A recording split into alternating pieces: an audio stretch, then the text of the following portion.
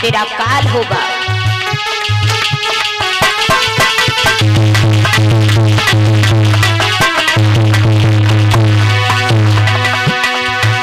ओ कंस कंस मत फूली बहुते, ये फूल फूली हो जाएगा। इस बहन देवकी का बालक कोई मौत की घाटी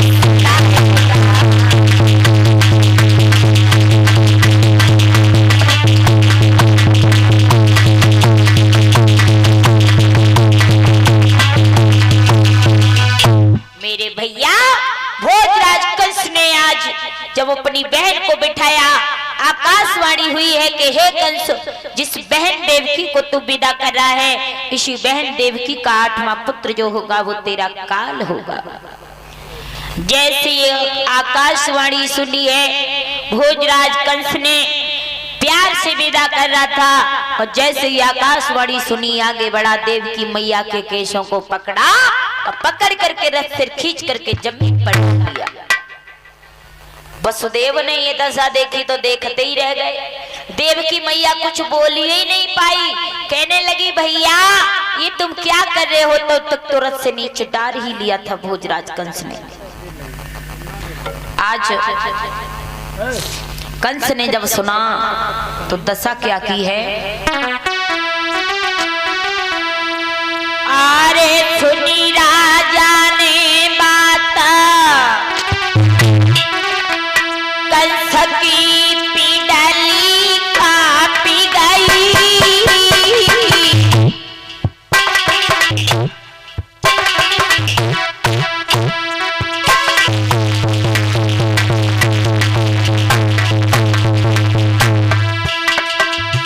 अरे सुनी राजा ने बात कंस की पिडली कापी गई। जाने के सब पकड़ की बहन देवकी रथ से डाली लई भैया।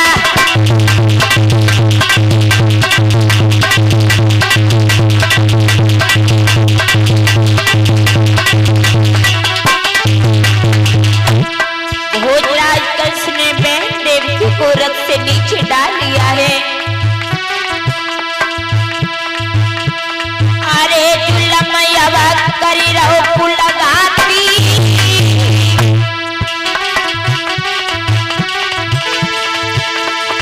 अरे जुलम यवक करी रहो पुलगाती,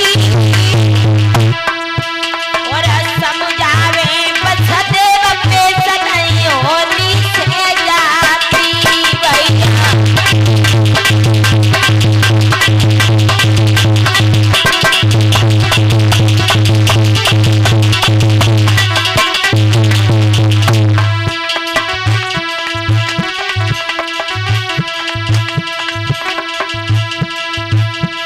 अरे मात ने दशा निहारी है,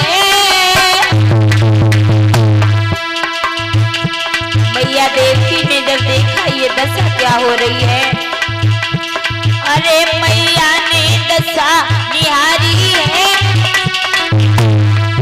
दो कर जोड़े मैया ने भैया से कही रही बानी है।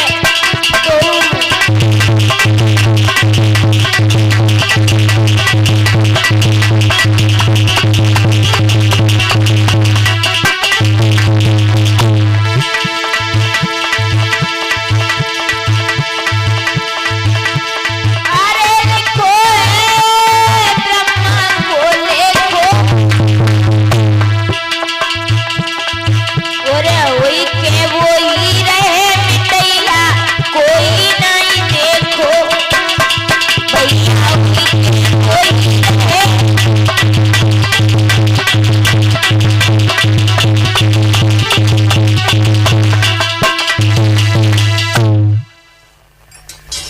मेरे भैया वसुदेव की पत्नी देवकी को जब कंस ने रथ से नीचे पकड़ करके केशों को जमीन पर डाला,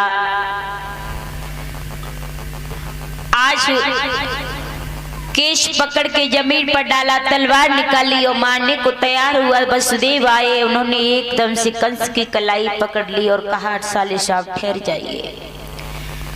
आप ये बताइए, अभी आप अपनी बहन को इतने प्रेम से विदा कर रहे थे, लेकिन इतनी सी देर में क्या हो गया जो मारने जा रहे हो?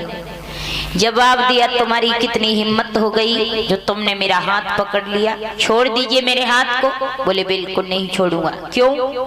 कहा कि मेरी पत्नी है देवकी। जवाब दिया, मेरी बहन है। वसुदेव कहने लगे, तुम्हारी बहन थी तब थी, लेकिन आज से इसमें तुम्हारा कुछ नहीं बल्कि मेरा है, ये मेरी पत्नी है, तुम्हारा अधिकार नहीं है इसके ऊपर हाथ उठाने का।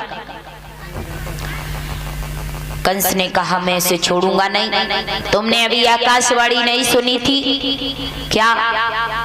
बोले अभी आकाशवाणी हुई थी कि देवकी का जो 8वां बच्चा होगा वो मेरा काल होगा।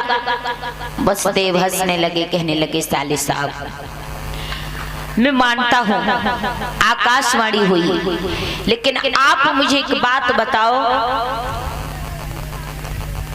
कि तुम देवकी को मारने जा रहे हो, ये बताओ कि तुम्हें देवकी से डर है या देवकी की संतानों से? तो कहा है संतानों से डर है, देवकी से क्या डर है? तो कहा है फिर कोई बात ही नहीं है, आप ऐसा करो, जो भी मैं सौगंध खा करके कहता हूँ कि जो भी देवकी के बच्चा पैदा होता जाएगा मैं एक एक करके तुम्हारे हवाले करता जाऊंगा, छोड़ दीजिए देवकी को। कहा ठीक है, छोड़ तो दूंगा, लेकिन मैं तुम्हें तुम्हारे घर नहीं जाने दूंगा, बल्कि अपनी जेल में ही रखूंगा। बोले ठीक है। आज उसी समय भोजराज कंस ने हाथों में हथकड़ियां, पैरों में बेड़ियां डाल करके देवकी और वसुदेव को जेल खानों में बंद कर दिया है। मथुरा की जेलों में आज वसुदेव और देवकी रहने लगे हैं। धीरे धीरे समय व्यतीत हुआ है।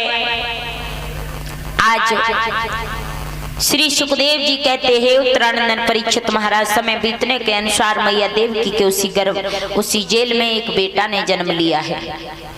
जब पहले बच्चे ने जन्म लिया, मैया देवकी उस बच्चे को गोद में लिटा करके दूध पिलाने लगी, प्यार करने लगी।